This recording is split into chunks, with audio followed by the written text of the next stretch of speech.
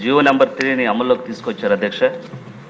తర్వాతి కాలంలో చంద్రబాబు నాయుడు గారి నాయకత్వంలో ఈ జియో నెంబర్ 3ని పూర్తిగా అమలు చేశారు అధ్యక్ష. గత వైసీపీ ప్రభుత్వంలో ఈ జియో నెంబర్ 3ని పూర్తిగా నిర్వీర్యం చేసేశారు అధ్యక్ష.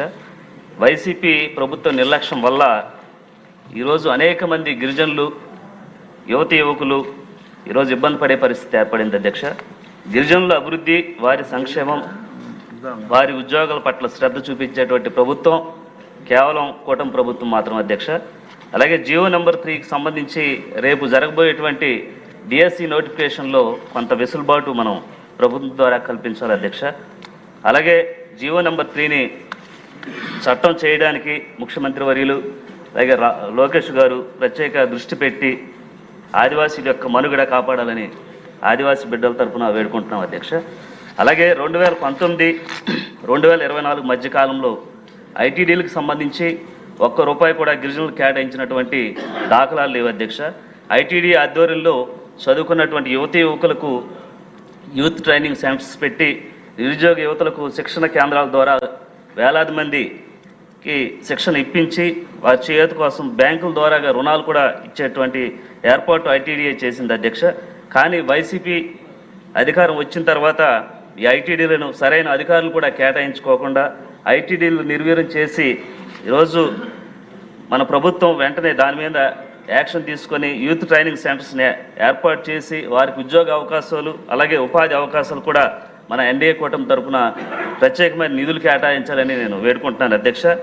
అలాగే చదువుకున్నటువంటి యువతి యువకులకు డిఎస్సి కోచింగు, టీటీసీ ఇలాగా కోచింగ్ సెంటర్లు కూడా ఏర్పాటు చేసి వారికి ఉద్యోగ అవకాశాలు కూడా మెండుగా అందించే విధంగా ఎన్డీఏ కూటమి ప్రభుత్వం చర్యలు తీసుకోవాలి అధ్యక్ష. అలాగే గిరిజన ప్రాంతాలు ఉండేటువంటి గిరిజనుల హక్కులను కాపాడుకోవడానికి అనేక ఇబ్బందులు పడుతుంటే మైదాన ప్రాంతాలు ఉండేటువంటి గిరిజనులు ఎలాంటి చట్టాలు వర్తించవు అధ్యక్ష.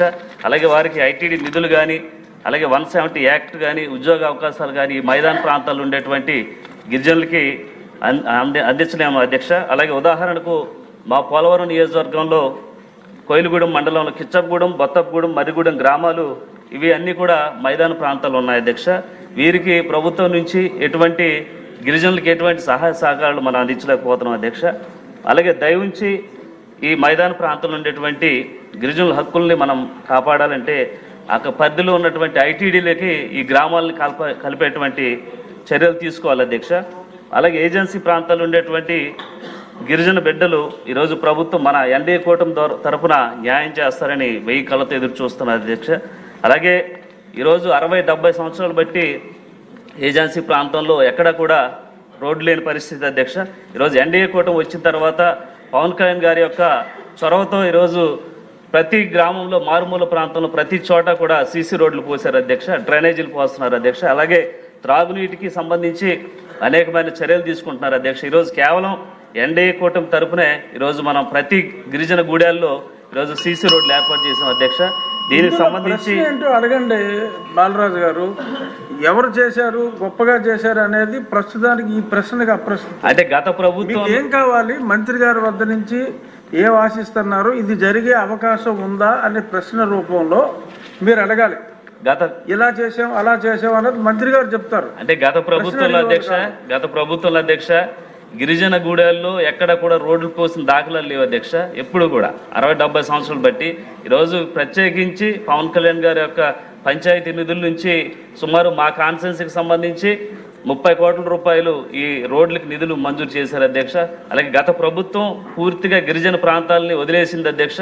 దీనికి సంబంధించి ఈరోజు ఐటీడీకి సంబంధించి ప్రత్యేకమైన ట్రైకర్ నిధులు ఇటు మంజూరు చేస్తే ఇటు ఉద్యోగ అవకాశాలు కల్పించిన వారు, అలాగే ఐటీడీకి సంబంధించి గిరిజన గూడాలు కూడా అభివృద్ధి చెందుతాయని నేను తెలియజేస్తున్నాను అధ్యక్ష. ఈ అవకాశం ఇచ్చినందుకు ధన్యవాదాలు అధ్యక్ష. మంత్రి గారు. అధ్యక్ష, గౌరవ సభ్యులు బాలరాజు గారు అడిగిన ప్రశ్నలు 3 అధ్యక్ష. 3 డిఫరెంట్ అధ్యక్ష. యాక్చువల్గా నా డిపార్ట్మెంట్ అయినా 3 డిఫరెంట్. అయితే గత ప్రభుత్వంలో గిరిజనులకు జరిగినటువంటి అన్యాయం ఎంత దారుణం అంటే అధ్యక్ష, ఏ నిధులు ఇవ్వకుండా 5 సంవత్సరాలు గిరిజనుల్ని రాచి రంపాన పెట్టినటువంటి సైకో ఎవరంటే జగన్మోహన్ రెడ్డి అధ్యక్ష.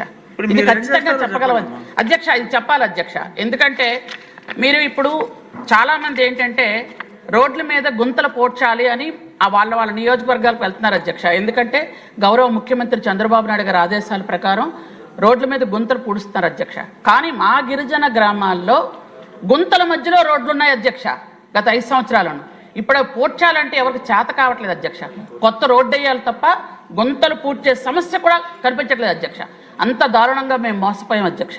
ఎందుకంటే డోలీ మోతలు కానీ, పిల్లల చదువులు కానీ, సప్లై నిధులు కానీ అన్నీ ఆగిపోయాయి అధ్యక్ష. కాబట్టి ఇవి 3 డిఫరెంట్ క్వశ్చన్స్. దయచేసి నాకు కొంచెం టైం ఇవ్వండి అధ్యక్ష, చెప్పాలి అధ్యక్ష ఇది దయచేసి. ఎందుకంటే ప్రజలందరికీ తెలియాలి అధ్యక్ష గిరిజనులు పడుతున్నటువంటి కష్టాలు. గత 5 సంవత్సరాలు ఎంత కష్టాలు పడ్డారు, ఇప్పుడు ఈ 8 నెలల్లో ఎలాంటి నిధులు వచ్చాయి, ఎలా చేస్తున్నారు అనేది కూడా ప్రజలందరికీ తెలియాల్సిన అవసరం ఉంది అధ్యక్ష. దయచేసి నాకు కొంచెం టైం ఇవ్వండి అధ్యక్ష. తెలుగుదేశం పార్టీ ఆరంభ దశలో ఉండేటప్పుడు ఆదివాసీ సంక్షేమం అభివృద్ధి పట్ల చిత్తశుద్ధితో వ్యవహరించింది అనేది అందరికీ తెలిసిన సంగతి అధ్యక్ష. ఆ రోజు